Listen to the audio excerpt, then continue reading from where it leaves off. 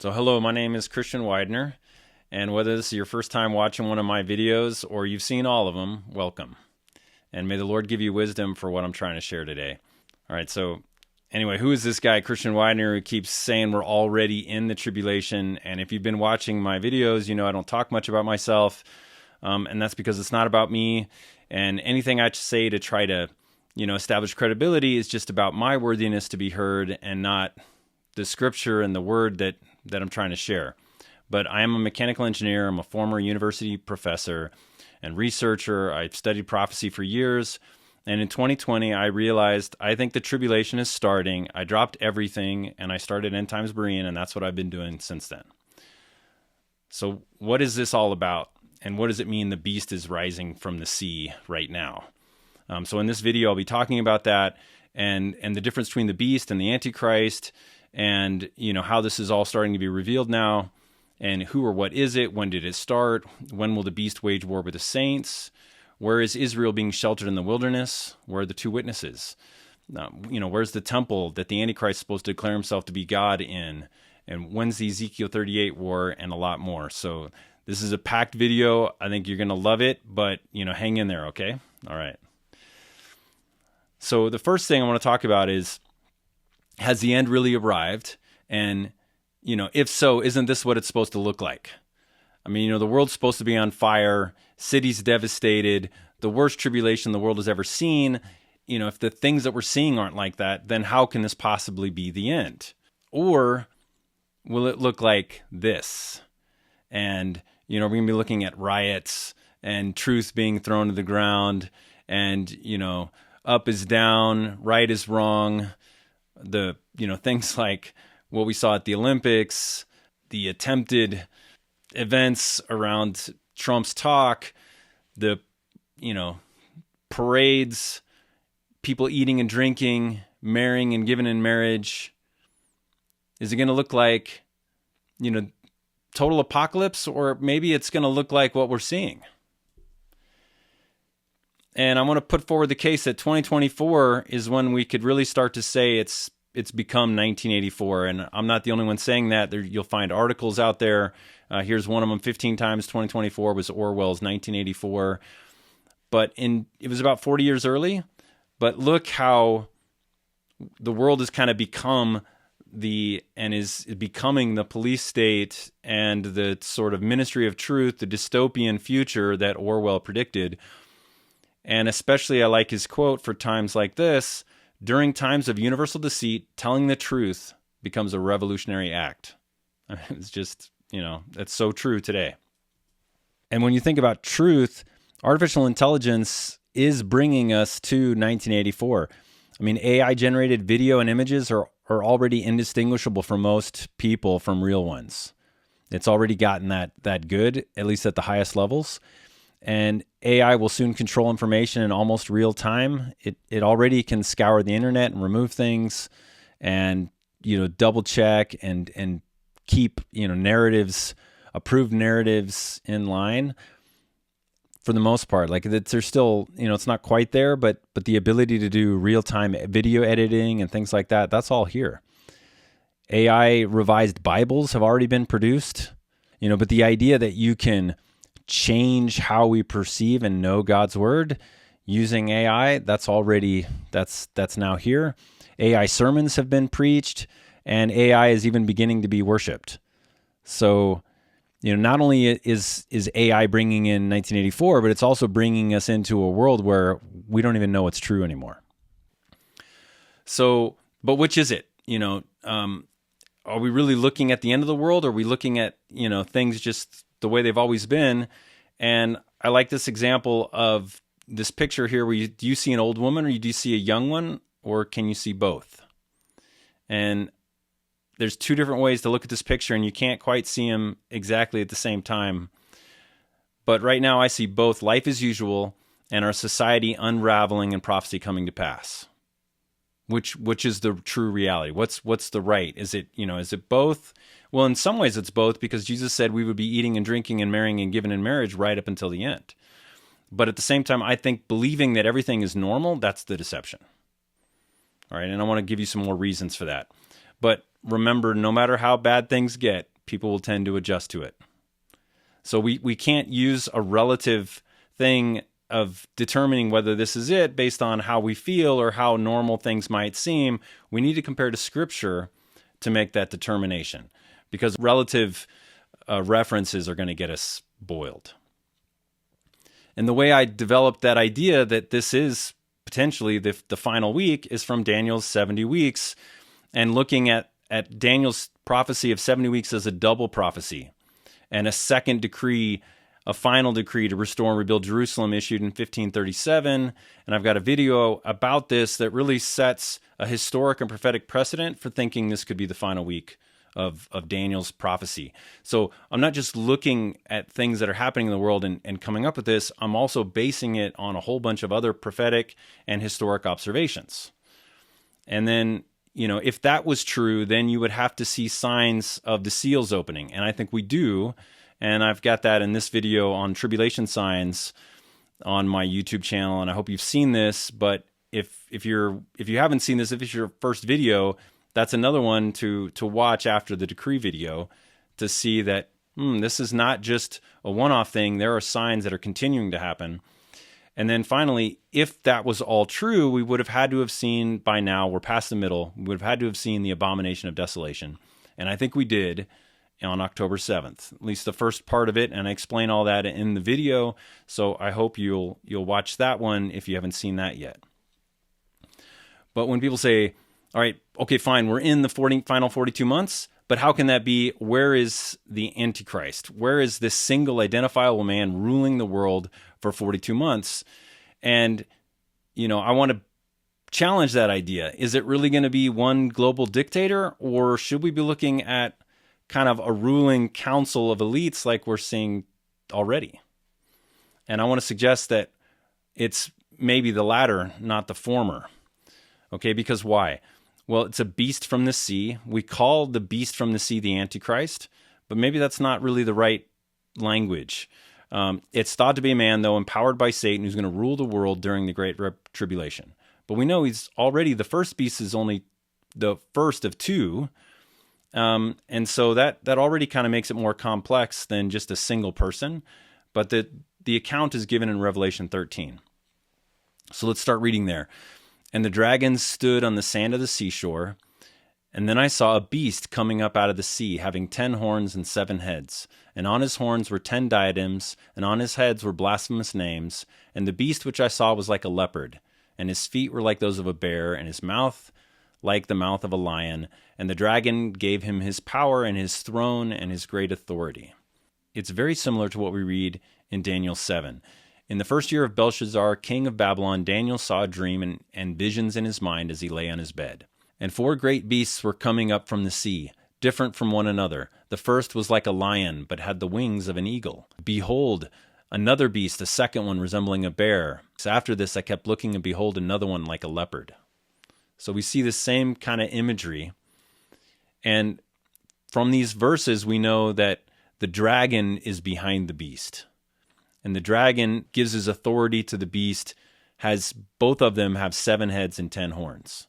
So that's not an accident that we see this beast that's the manifestation on earth of the same sort of symbolic image that we see of Satan. And the vision looks like Daniel 7 with a lion with the wings of an eagle, a bear, and a leopard. But it's a new kind of empire. This 4th beast is a new kind of empire, but it looks like all the past empires. And it's a symbolic image. We're not looking for a real beast with 10 horns and 7 heads. So you might understand many heads and many horns because 7 and 10 are both symbolic numbers and are numbers of completeness. And it's also covered in blasphemous names. So, in other words, the empire will be against God and will be expressing it in many different ways. And, here's some examples. When you see the protests, you see all kinds of blasphemous stuff in all over in the way that modern government and movements are expressing themselves. And if we keep reading in Daniel 7, it says in verse 7, after this I kept looking in the night visions, and behold, a 4th beast, dreadful and terrifying, extremely strong, and it had large iron teeth, and it devoured and crushed and trampled down the remainder with its feet. And it was different from all the beasts that were before it, and it had 10 horns. And while I was contemplating the horns, behold, another horn, a little one, came up among them, and 3 of the first horns were pulled out by the roots before it, and behold, this horn possessed eyes like the eyes of a man, and a mouth uttering great boasts. And then later Daniel explains his vision, and starting in verse 23, thus he said, the fourth beast will be a fourth kingdom on the earth, which will be different from all the other kingdoms, and it will devour the whole earth and tread it down and crush it. As for the 10 horns, out of this kingdom 10 kings will arise, and another will arise after them, and he will be different from the previous ones and will subdue 3 kings. He will speak out against the Most High and wear down the saints of the Highest One. And he will intend to make alterations in times and in law, and they will be given into his hand for a time, times, and half a time. But the court will sit for judgment, and his dominion will be taken away, annihilated, and destroyed forever. So this is a symbolic beast, but how far should we understand that the beast is symbolic? So the heads are groups or countries, the horns are leaders, kings, and 7 and 10 are numbers of completeness. So just like the 7 churches of Revelation represent all churches, might the 7 heads represent all nations, and the 10 horns represent all world leaders, right? Not just the actual number 7 or 10. It could be literal, but does it have to be? And especially when the whole overall beast is symbolic itself. And then we're told, though, that among the 10 kings, an 11th will arise and will subdue or usurp the authority of 3 of them. And is that symbolic or literal? Is it a literal 3 or is it a symbolic 3? Okay, so those are good questions, and they're hard questions, but it should keep us from being dogmatic and should keep us thinking openly. And then, who are the heads? So, might they be the groups that we're looking at today? And, the image of a lion, a bear, a leopard, and a dragon, and an eagle, think how the bear symbolizes Russia today, the lion, Great Britain, the eagle, the United States.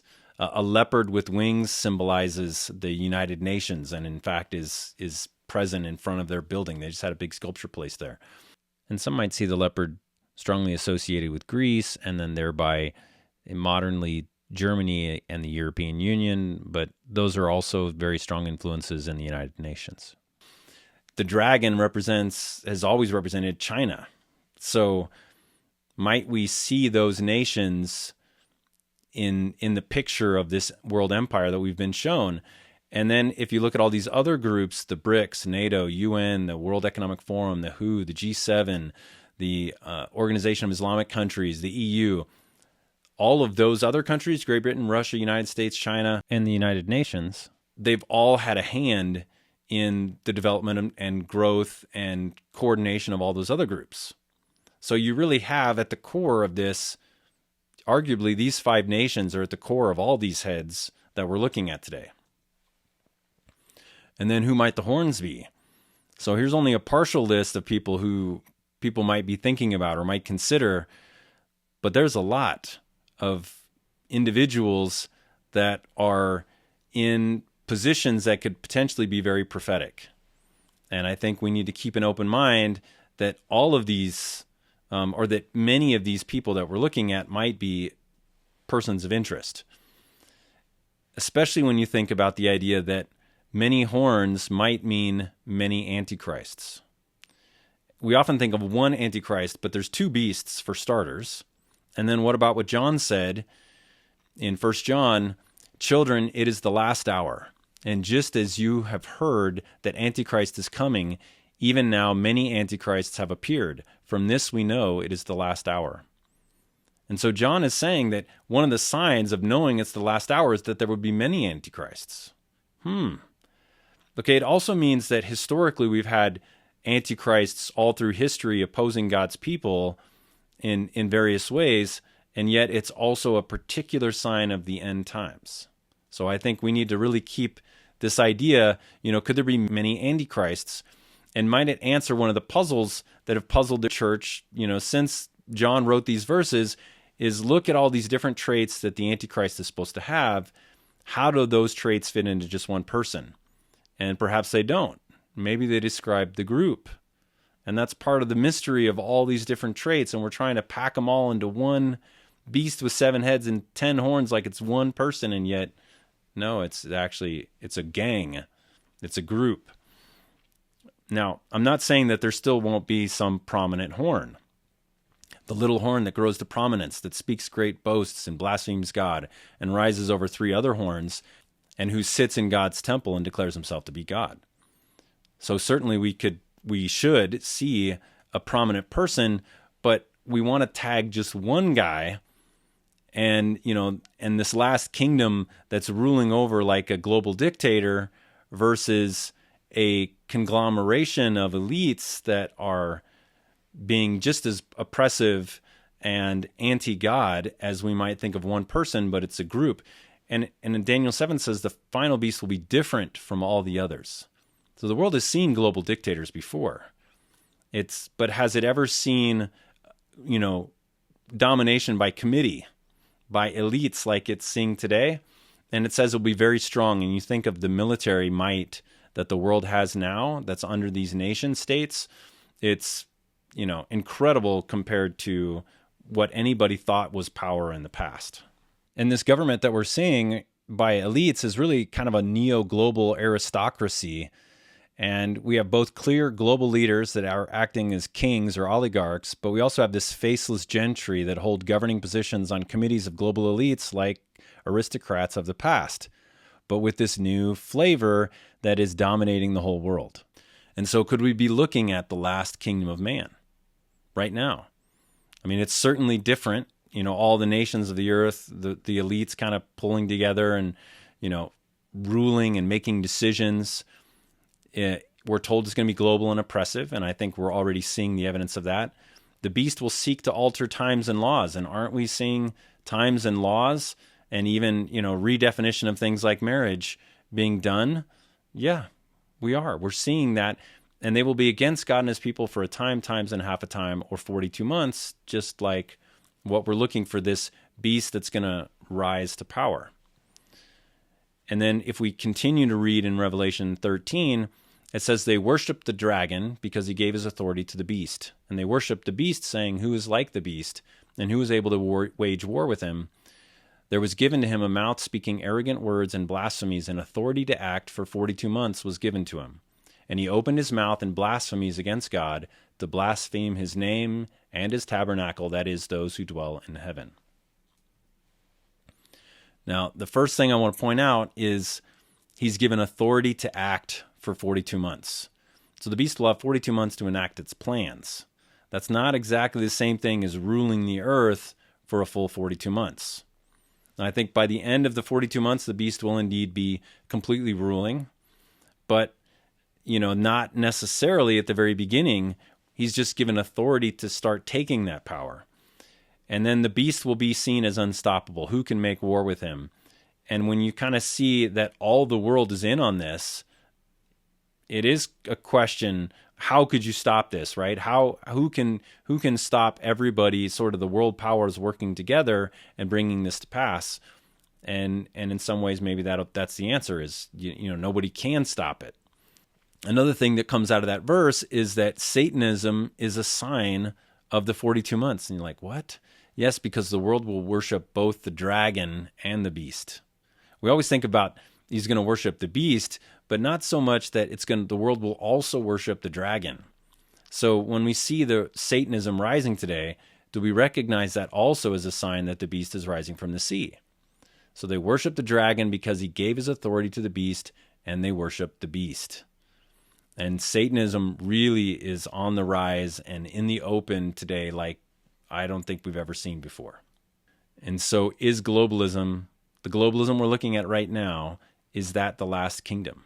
Are we watching this whole beast develop right in front of us, and because it has become common and expected in our eyes, we don't recognize it as the beast that was prophesied in Scripture?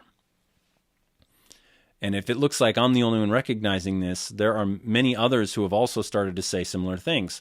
And in fact, Michelle Bachmann was on with Jan Markell and made a presentation. They've already pushed the button. The global elites have already decided this is their time to take power. Now, she's not looking for the 42 months like I am, but she's already recognized that this has taken place In the Lance Wallnau show, UN and the Antichrist, he's making a very similar case that the global elites are taking power right before our eyes, that this global reset and, rule through the World Economic Forum and the World Health Organization, the UN, that this is already solidifying. And Craig Bong, 2025, What's Coming, is making very similar observations. So this is, a lot of people see this happening, but are we connecting the dots to what this, I think this really means about the Antichrist and the beast from the sea? And then, I've talked about April 29th, 2024 as the start in some other videos, but why? Well, one, it's 1,260 days from Yom Kippur in 2027. So that's a presumption on my part, thinking that, okay, maybe the Antichrist's reign is going to end in 2027 at Yom Kippur, the Day of Judgment. I don't know that for sure, but that was an idea, and that made me look 1,260 days backwards at April 29th. Now, what happened in April 29th that was significant? Well, there were two major things. Well, one, the World Health Organization started meeting to resume negotiations aimed at finalizing the world's first pandemic agreement. Now, by saying that, they were stating their intention to finalize the agreement from the very beginning of the meeting. That was all the press. It began on April 29th. It actually ran to May 10th. But that was kind of like the time where it seemed like they had decided we're going to pass this. And then also along with that, the World Economic Forum had a special meeting in Riyadh, Saudi Arabia, and it concluded on April 29th. And it concluded with world leaders calling for a clear, irreversible path to peace and prosperity, or peace and security, right, as a global top priority. Now, when I see that 1,000 world leaders come together and they all, agree to an irreversible path, I think that is a case for saying, yes, they agreed that it's time to push the button.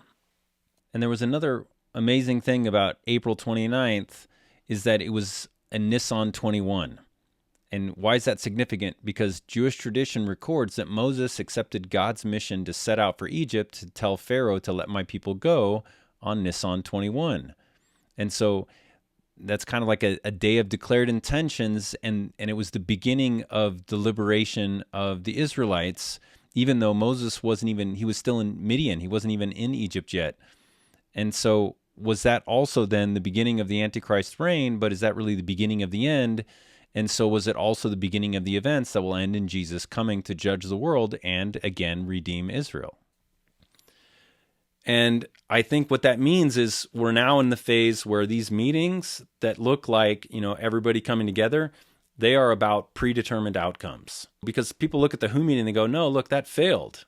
They didn't pass the pandemic treaty, but not really. First of all, they had a two-pronged strategy for legally binding controls through the World Health Organization. The first was a global pandemic treaty, but the second was making amendments to the international health regulations that have already been approved, and just to make them stronger and give them teeth.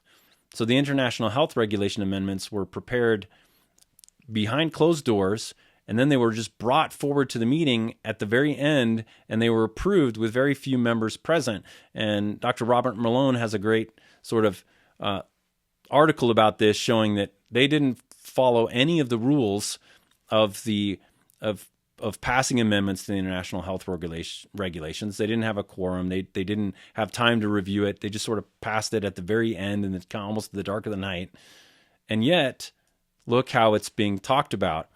There's an article about the international health regulations and the changes that were made, and it says, the international health regulation negotiation process reached its conclusion at this year's World Health Assembly meeting, with member states formally approving a number of revisions to the IHR on June 1st, 2024. At the same time, member states did not reach consensus on a pandemic agreement text, and those negotiations will continue into 2025. All right, so what's that mean? Yes, they didn't pass it, but they're fully intending to just keep pushing until it comes through. They've decided, and now it's just the process of getting it rammed through. And there's no acknowledgement that they're not following proper procedures in order to do so. So I think that's important. That shows that now they have authority to act. They can really push through any legislation that they want, and it's going to get through because this is now the time for the beast. Another big question comes from the statue of Nebuchadnezzar in Daniel chapter 2. And as this last world kingdom, another thing that we know about it is it will be like 10 toes of iron mixed with clay. And that starts in verse 40. Then there will be a fourth kingdom as strong as iron. Just as iron smashes and crushes everything, so like iron that crushes, it will smash and crush all these things. And in that you saw the feet and toes, partly of potter's clay and partly of iron, it will be divided kingdom. It will have within it some of the toughness of iron, since you saw the iron mixed with common clay. And then in verse 44, and in the days of those kings, the God of heaven will set up a kingdom which will never be destroyed. So this is showing us that this is the time, this is the last kingdom. The kingdom that will never be destroyed is Jesus Christ's kingdom, ruling and reigning during the millennium. And that is going to be what really ushers in this new, but that last, his kingdom. But the last kingdom is going to be this mix of iron and clay and 10 toes, like 10 horns, right? And what do we see that's kind of like that in this present time? We see a strange partnership between Islam and the isms. And this is really strange, but to me, this is very much iron and miry clay mixed together. And this coordination that we're seeing between these two groups is the explanation to what Daniel saw in the statue of Nebuchadnezzar in chapter 2. And furthermore, a fatal head wound in the beast who was and is not and will come gives us two different pictures of an Antichrist. And these are things that we've also tried to sort out, like who is the Antichrist? How does he have a fatal head wound? And what is this beast that was and is not and will come? And it comes from Revelation 13:3. I saw one of the heads as if it had been slain, and his fatal wound was healed, and the whole world was amazed and followed after the beast. And then we see something similar in Revelation 17:8. The beast that you saw was and is not and is about to come up out of the abyss and go to destruction. And those who live on the earth, whose names have not been written in the book of life from the foundation of the world, will wonder when they see the beast that he was and is not and will come. And when they wonder, that's also like being amazed. So I think these two ideas go together. And so we're looking for a person or a group that's returned to power. A fatal wound, something, who was and was not and now is, and is like, someone who had power, lost it, and got it back again. So are we looking for somebody like Trump? Or are we looking for, something like the Islamic Republic of Iran, Russia, the Islamic Caliphate, the return of Turkey in these kind of directions? These are big questions. Are we looking for really a head, a group that was not and is returned? Or are we looking for a single individual? And as I think we look at the beast and the 10 toes, and we look at this oppressive power that's taking over, I don't know that we're looking for a single individual. I think we're looking for a group to meet that. But this is going to be the last kingdom before the millennium, and another reason we know that is from Daniel 7. Then I desired to know the exact meaning of the fourth beast, which was different from all the others, exceedingly dreadful. And I kept looking, and that horn was waging war with the saints and overpowering them, until the Ancient of Days came, and judgment was passed in favor of the saints of the highest one, and the time arrived when the saints took possession of the kingdom. So this is definitely it's the last kingdom. It's the time when Jesus is going to return, the saints are going to be redeemed. It's, the new Jubilee. It's going to be the start of the millennium. I've got a video on the final year of Jubilee and why I think that's in 2027 and 2028. So I hope you also check that out if you haven't seen that already. But the other ideas that we're seeing that there's coming, though, this time, that one of the characteristics is that the beast is also going to be waging war with the saints. And we read this in 13 too, Revelation 13, starting in verse 7. And it was given power to wage war against God's holy people and to conquer them. And it was given authority over every tribe, people, language, and nation. And all the inhabitants of the earth will worship the beast, all whose names have not been written in the Lamb's book of life, the Lamb who was slain from the creation of the world. Whoever has ears, let them hear. If anyone is to go into captivity they will go. If anyone is to be killed with the sword they will be killed. This calls for patient endurance and faithfulness on the part of God's people. Now, there is a variant of reading on this. If anyone goes into captivity they will go. But if anyone is, some translations, some variants read, if anyone kills with the sword they must be killed. And I don't think that's the right understanding of the text. I think the right one is, if anyone is to be killed with the sword they will be killed. This is telling us that some of us are going to be called to captivity, some of us are going to be called to martyrdom, and we need to be faithful and patient in that. So as we think about it, though, the beast is going to be waging war with the saints. That means Christians. Now, from whether they're raptured or before or after the rapture, that's not for this discussion right now, but they're saints. They are believers. And the beast has authority over the whole earth by the end of this time.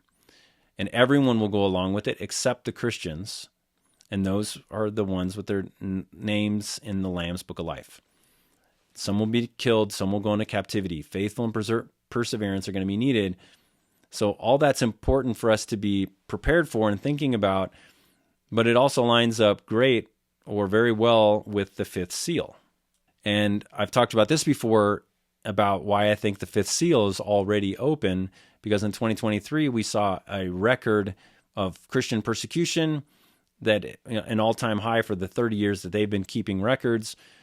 Christian persecution is literally global now. You can see here a chart where it's mostly in Africa and Asia, but I mean in Europe they're having persecution of Christians, in Australia, in the United States, and South America. So there's really nowhere that Christians are completely free of persecution these days. In that time, though, it says that the Antichrist or the beast will overcome the saints. And so if you find that disheartening, then consider this. First of all, the saints will resist the beast. And I think that's important. With flattery, he will corrupt those who have violated the covenant, but the people who know their God will firmly resist him. So I think that's okay to resist the plans of the beast, and we should. And waging war is not a one-sided event. It's a two-sided event. It takes two sides to wage a war. It's like it takes, two people to argue.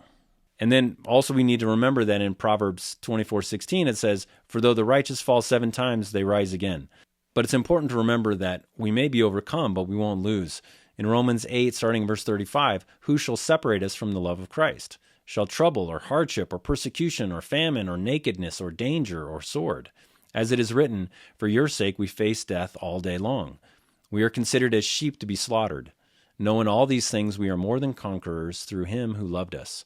For I am convinced that neither death nor life, neither angels nor demons, neither the present nor the future, nor any powers, neither height nor depth, nor anything else in all creation will be able to separate us from the love of God that is in Christ Jesus our Lord." And so we need to take courage from that, knowing that God is with us, and ultimately we will be conquerors. And yet, we know our battle is not against flesh and blood. In Ephesians 6:12, "For our struggle is not against flesh and blood, but against the rulers, against the authorities, against the powers of this dark world, and against the spiritual forces of evil in the heavenly realms." And in 2 Corinthians 10:3-5, "For though we live in the world, we do not wage war as the world does. The weapons we fight with are not the weapons of the world. On the contrary, they have divine power to demolish strongholds. We demolish arguments and every pretension that sets itself up against the knowledge of God, and we take captive every thought to make it obedient to Christ." So these are important things to remember as we go forward. Our primary way to resist is in prayer. It's in fasting. It's in, getting together with other believers in the church. But at the same time, we also are supposed to be not going along with the plans that are being enacted in this beast system. But when did the 7 years then start? And this is another question. If you've been following my details before, you see that I talk about the beginning of the first seal in March with the pandemic, and yet the beginning of the Abraham Accords, which is the signing or confirming the covenant with the many for 1/7 from Daniel 9:27, was in September 2020. Those are 6 months apart. So what's the real start? Which one is it? And when will the 7 years end? There's a case made for, kind of the Passover being the real return, the correct return of Jesus. And yet the fall feasts are clearly part of sort of the final judgments of God, which would then point to Yom Kippur in 2027. So is it Passover or is it Yom Kippur? What is the end? Because you could see a March 2020 to Passover 2027 being 7 years. Then you could see a September of 2020 to Yom Kippur in 27 being also 7 years. But which of those 7 years is the right one? And then when was the middle? Is it October 7th, as I'm saying, was the midpoint? Or is it this other date I've given you that's April 29th, 2024, when the beast begins to rise? Okay, so that's confusing, and I understand that. And then my answer is even more confusing. Why not both? Huh? What do you mean both? How can it be both calendars? And this, I think, is a great mystery, and I'm excited to sort of talk about this. I've blogged about it if you read my blog, but could there be 2 7-year timelines operating simultaneously? And like, what? So why would we even think that after the Exodus, God made Nisan, formerly the 7th month, to be counted as the first month? So this month shall be the beginning of months for you. It is to be the first month of the year to you. Exodus 12:2. So right after the Exodus, God told Moses to make Nisan, the month they were leaving Egypt, to count it as the first month. So some believe that this was supposed to stop Tishri from being the new year. But the commandments in Leviticus were written after the one in Exodus. Or at the very least, the revelation that was given for Leviticus was given after the Exodus. So how can we understand Exodus to be superseding the New Year regulations around Yom Kippur and Sukkot and the year of Jubilee that are found in Leviticus? How can we see those as superseded by the book that came earlier? Leviticus was written after Exodus. So we can't sort of ignore what Scripture is talking about, those being the new year. And yet, what do we do with what was said in Exodus? So could there be a civil and a religious year operating at the same time? Nisan became a kind of religious new year, but Tishri, which was now month 7, remained the civil and calendar new year, i.e. Rosh Hashanah, the head of the year. Because that whole commandment to make Rosh Hashanah and sound the trumpet, that all happened after the Exodus and after Exodus was written. So what the rabbis, how they understood this was that Nisan was first in importance, but they kept the new year in Tishri. And if it wasn't the case, Moses would have corrected it. Like Moses, they lived under these commandments for 40 years. So, they would have known and understood the proper resolution to that conflict. So it's best to understand then that for 3,500 years, they've had 2 concurrent calendars 6 months apart. And why? We don't know, but could it have implications then for the end times? So we haven't seen anything yet so far that really explains that. Probably has something to do with the last days. And so what would it look like if we put 2 timelines in parallel, offset by 6 months, and laid them over the top of each other, and we looked at these dates? Now this is going to get complicated, but could there be a redemption plan following the religious year of Nisan and a judgment plan following the civil year in Tishri? And could these dates that we have in times of 1,290 days and 1,260 and 1,335, could they be actually simultaneously operating on 2 different calendars and are offset by 6 months? So we have, the pandemic in March of 2020, the Abraham Accords in September of 2020, an abomination of desolation on October 7th, that's halfway between that time. But then the rise of the beast, that's really halfway through the other part. And then we're looking for different timelines that could count to the 10th of Nisan, for example, which was the same time as the triumphal entry in 2027. Or maybe in counting 13 and 35 days to 7 days, 1 week before Shavuot on June 3rd. Maybe that's a significant day. Or 1,290 days from April 10th, which is the most likely day that they halted the sacrifice of the red heifer, because Nisan 2 is the day that Moses sacrificed the red heifer the first time. So that was before Passover and was a good time for them to have tried to have done it this current year. But, and that would be from there, 1,290 days is the last day of Sukkot, which has a reputation of being the end of God's judgments. Or, 13 and 35 days could count to Hanukkah. I mean, there's a lot of different possibilities here. And I'm not trying to predict or say, like, I've got this all figured out. What I'm saying is we've got a lot to watch. And God has left himself lots of room to maneuver, and he's going to surprise us. But, as we look at this, I think we can start to kind of understand better what's happening and be ready. So, but there's still plenty of questions. I don't think they can, everything about timing can be answered right now. There's just too many possibilities. But, even for example, how long are the trumpet and bowl judgments? We don't know. Scripture doesn't tell us. There's a few, there's a 5 months at the fifth trumpet, but that's only one that gives us a time. What about the rest of the trumpets? We don't know. What is the connection between the trumpet or bowl judgments and the specific trumpet or bowl with the fall feasts? And specifically Rosh Hashanah, Yom Kippur, and Sukkot. How is that going to play out? We don't really know. When does the 42 months from the beast actually end? I think it's going to end on Yom Kippur. And I've made a case for that. But, when is that going to be confirmed? We're going to have to watch. So, there's still a lot to be figured out. And at this point, you might be going, okay, that's nice, but I have more important questions than what those things are. Where are they? Where is Israel sheltered in her place in the wilderness if this is the final 42 months? Where are the two witnesses in sackcloth if this is the final 42 months? Where is the Antichrist who was supposed to set himself up in God's temple and declare himself to be God? Where's that? How can it be the 42 months if you don't have all three of those signs? And so, first of all, there are 3 periods of 1,260 days, 42 months, the time of the beast, the sheltering in the wilderness, and the two witnesses. Are they concurrent or are they staggered? We don't know, right? We could guess that concurrent. I think, we have to definitely be in the latter part. So I think they're mostly concurrent, but are they staggered? Could they be staggered on those 2 calendars, the fall calendar and the spring calendar? But whatever it is, they must all be here. These events, we're now well into the 42 months. So whether they have unique starting and stopping dates or they share the same ones, we're past the midpoint. All of them have to be here. And so it seems that they're concurrent or mostly concurrent, right?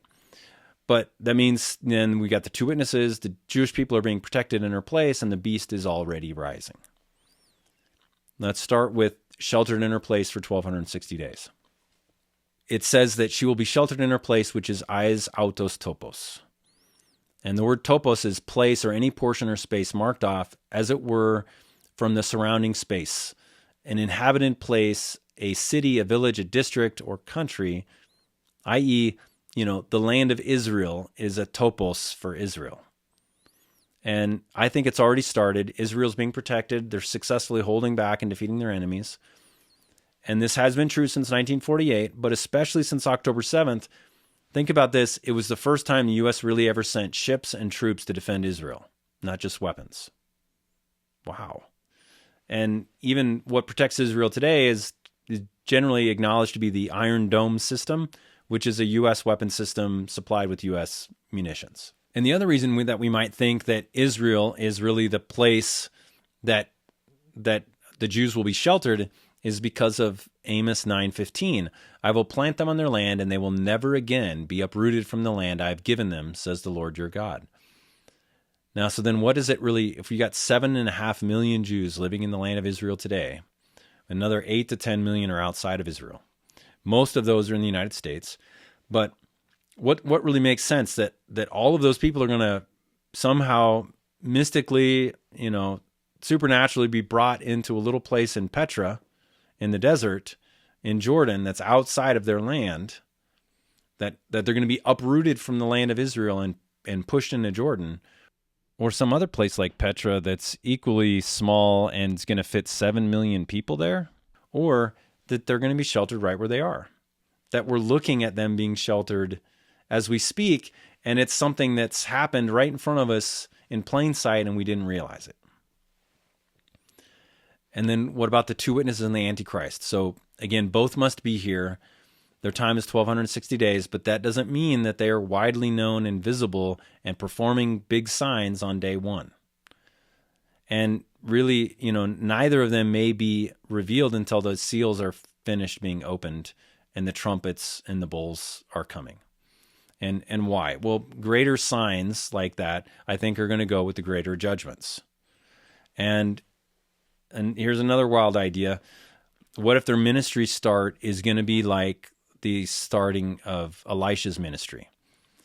And, what if the two witnesses are going to be empowered and enabled when the church goes up, when the church is raptured? And why might we think that? Because of 2 Kings 2:9, when they had crossed over, Elijah said to Elisha, "What can I do for you before I am taken away from you?" Elisha answered, "May I receive a double portion of the prophetic spirit that energizes you." And so when we see that, Elisha had the spirit and the power of Elijah. And we're looking for these witnesses to come in the spirit and power of Elijah too. So Elisha was in Elijah. John the Baptist was in Elijah. And I think these two witnesses will be in Elijah also. And so just like when Elijah went up, Elisha got empowered, maybe the same thing will happen with the two witnesses. But, some are thinking, yeah, but I thought the two witnesses are symbolic, that they're just the two faithful lampstands. That's the last two churches in the book of Revelation, Smyrna and Philadelphia. Or it's the Old and New Testament, or it's Jewish and Gentile believers. If they're anything symbolic like that, then they're already here and there's no need to look for them, right? So it's not really a sign that we have to be on the lookout for because this is a big group and it's already happening. But I strongly suspect that it's actually both. They are symbolic of, Israel and the Gentiles, of Smyrna and Philadelphia, of even the Old and New Testaments in a certain sense. But when Malachi 4:5 says, "Behold, I will send you Elijah the prophet before the great and awesome day of the Lord comes," I think that means we're going to get also two real people, and we just haven't seen them. They've got to be already here and ministering. They just haven't been empowered yet. And then another question is, well, where's the temple? How can the Antichrist set himself up in God's temple and we don't have a temple? So if you check out my video, The Temple Revealed 2, you'll find all the reasons why I think the temple's actually there. It's right in front of us. And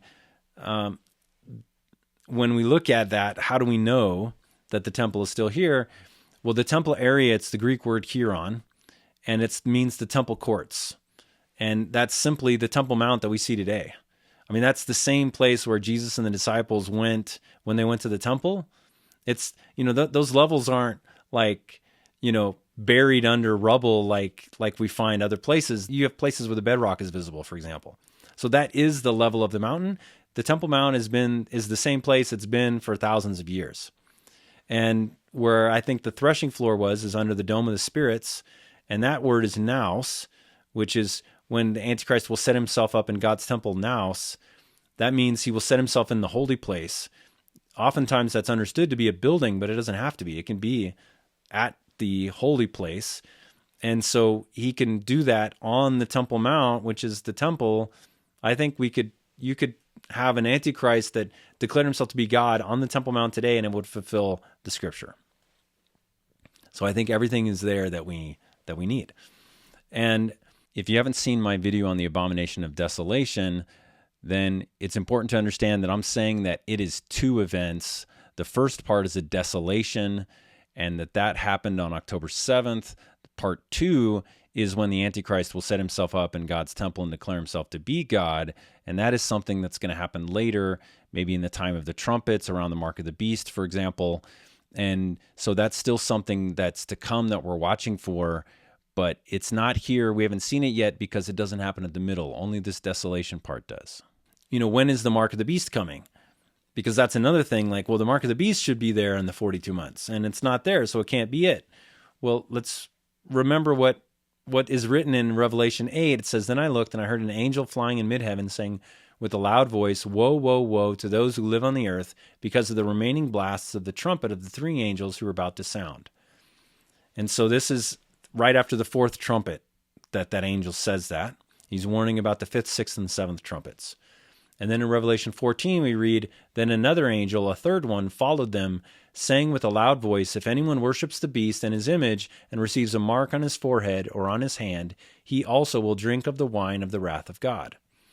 Right. So we know that there's going to be also 3 angels who fly through mid-heaven in Revelation 14, preaching the gospel and also, for example, warning not to get the mark of the beast.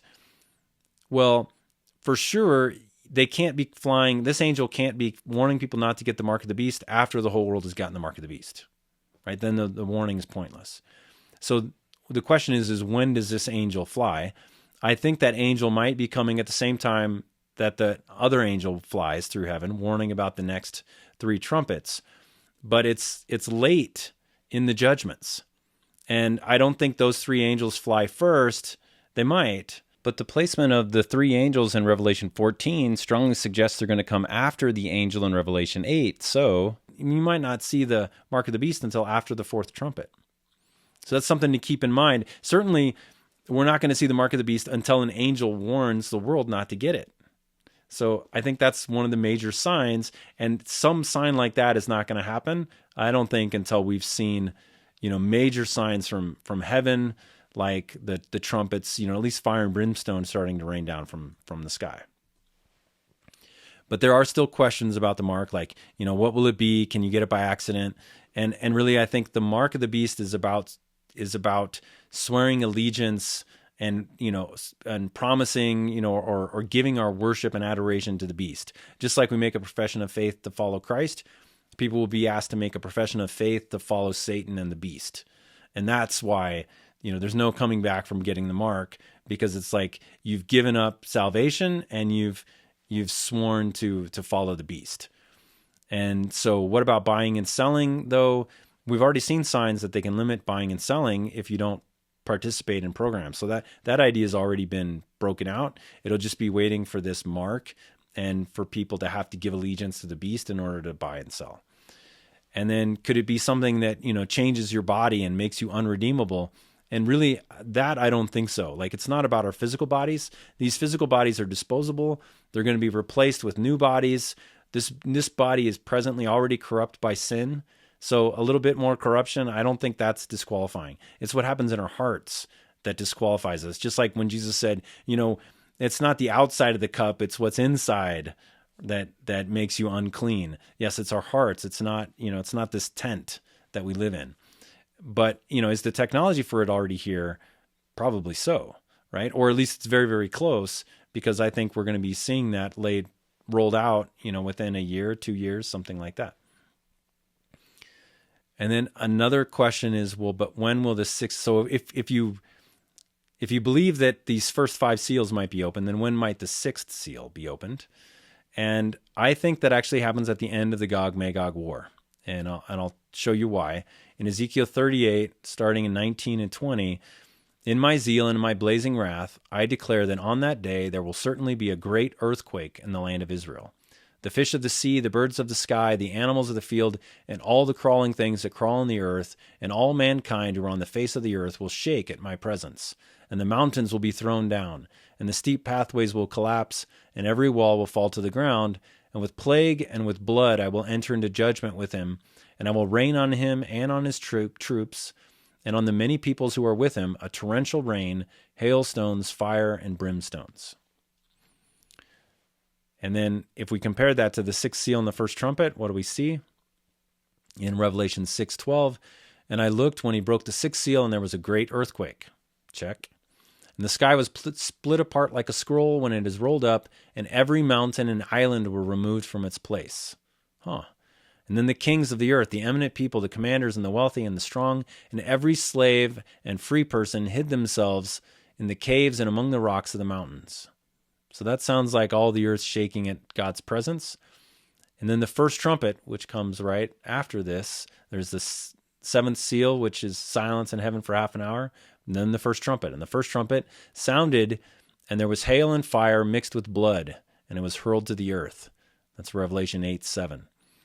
So we got hail and fire mixed with blood. We've got all the signs in Ezekiel 38 are in the 6th seal and the first trumpet, and they're in the same order.